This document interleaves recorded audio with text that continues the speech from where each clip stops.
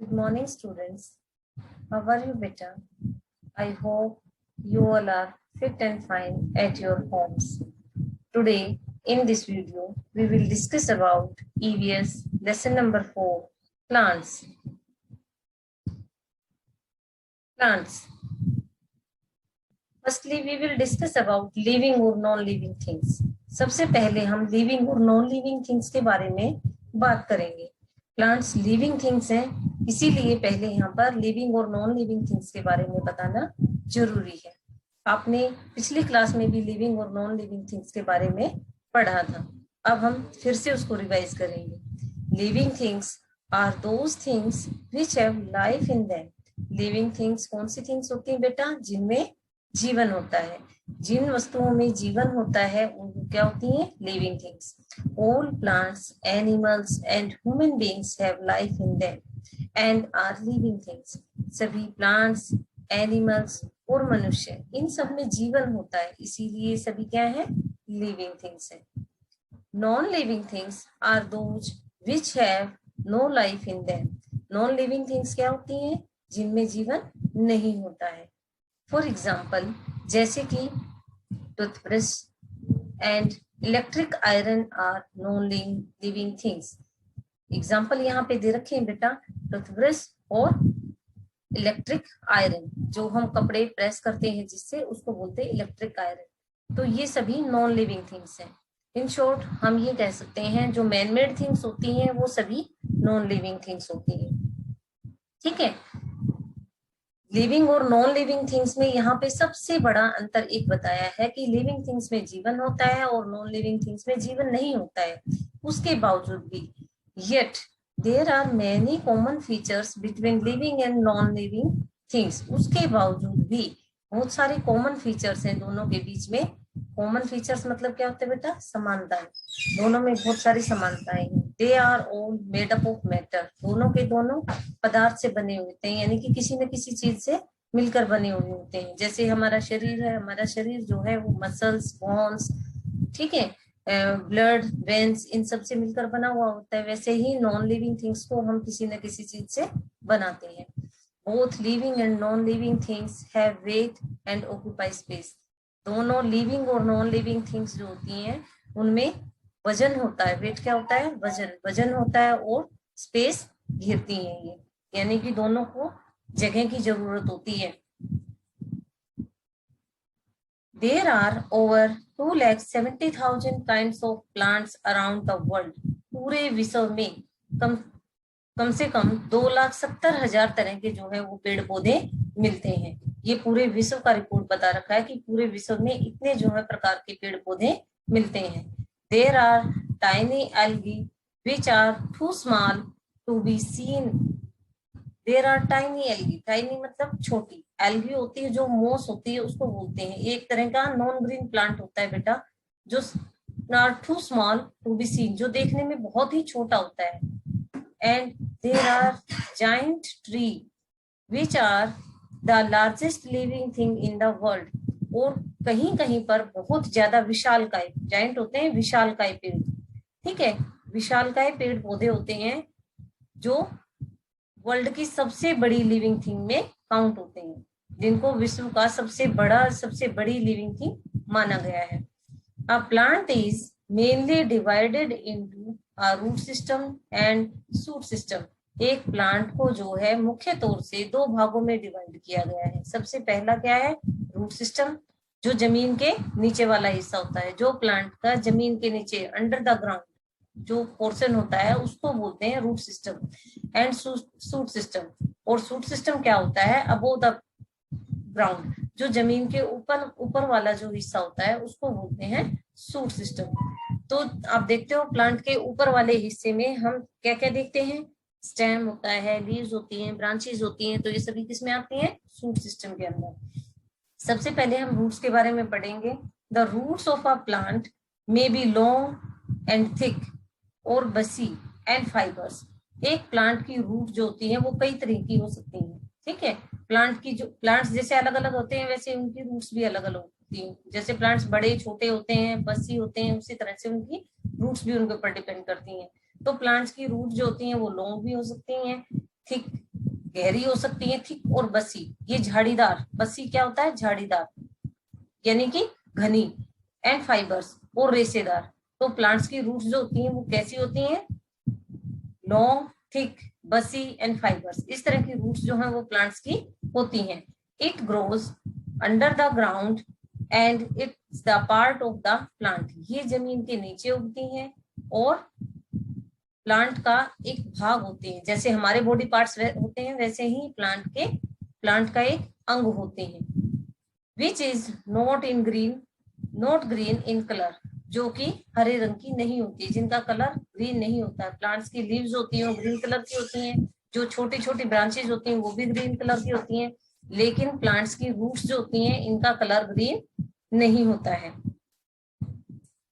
The roots helps to fix the plant to the soil, roots क्या काम करती हैं, वो प्लांट्स को फिक्स करती हैं मिट्टी के साथ। फिक्स करना मतलब जोड़ के रखना, उसको प्लांट को मिट्टी के साथ फिक्स करके रखती हैं, उसको जोड़ के रखती हैं ताकि प्लांट जो है वो खड़ा रह सके।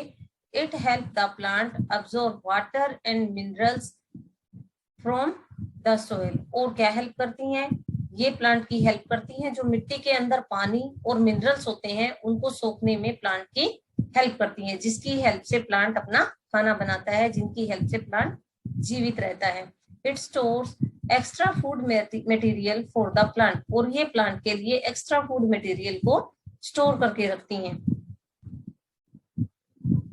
जो प्लांट खाना बनाते हैं अपने लिए, जो प्लांट के लिए खाना बनाती हैं, वो प्लांट्स खाना यूज करने के बाद जो प्लांट्स का खाना बच जाता है वो प्लांट्स के कुछ हिस्सों में, कुछ भागों में, जैसे स्टेम, लीव्स, फ्रूट्स, फ्लावर्स, ठीक है, और रूट्स, इन सब के अंदर जो है वो खाना स्टोर हो जाता है, जिनको बाद में हम खाने के लिए यूज करते हैं। The shoot of a plant consist of the stem, plant का शूट जो होता है वो उसके अंदर शामिल होते हैं, प्लांट का जो शूट सिस्टम है उसके अंदर प्लांट के बाकी के अंग शामिल होते हैं जो जमीन से ऊपर दिखाई देते हैं, जैसे कि स्टेम, तना, ब्रांचेस, टहनियां, लीव्स, पत्तियां, फ्रूट्स, फल एंड फ्लावर्स और फूल, ये सभी के सभी शूट सिस्टम के अंदर आते हैं।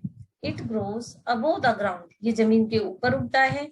The shoot of a plant carries water, carries का मतलब होता है ले जाना, प्लांट का जो शूट होता है वो वाटर और मिनरल्स जो plant absorb by the roots, जो प्लांट की रूट्स अब्सॉर्ब करती हैं सोइल से, उसको जो है कहाँ लेके जाता है, to all other parts of the plant, plant के दूसरे भागों तक उसको लेके जाता है। दूसरे भाग क्या हुए, जैसे ब्रांचेस हैं, स्टेम है, लीव्स खाना बनाती हैं, तो इन सब चीजों का यूज करती हैं, तो वहां तक इसको जो है सूट लेके जाता है। It transport food made by leaves to all parts of the plant, ये जो है ट्रांसपोर्ट का मतलब भी वही है कि कैरीज करता है, एक जगह से दूसरी जगह पर उसको लेके जाता है। किसको लेके जाता है, food made by the leaves, जो पत्तियां खाना बनाती हैं उस खाने को ये प्लांट के दूसरे भागों तक पहुंचाता है। When you look at a plant, जब आप किसी प्लांट को देखते हो, the first thing you notice are, जो सबसे पहली थिंग आप नोटिस करते हो, जो आपकी नजर में आती है, वो क्या होती है, इट्स लीव्स, उसकी पत्तियां, कि प्लांट कैसा है, उसकी पत्तियां कैसी हैं, बड़ी हैं, छोटी हैं, हरी हैं, तो कैसी हैं, हम सबसे पहले उसकी लीव्स पे हमारी नजर जाती है। टेक अ लीफ, यहाँ पे बेटा टेक आएगा, यहाँ पे ई है इसकी जगह पे, तो ये गलत प्रिंट हो रखा है, इसको ध्यान में रखना।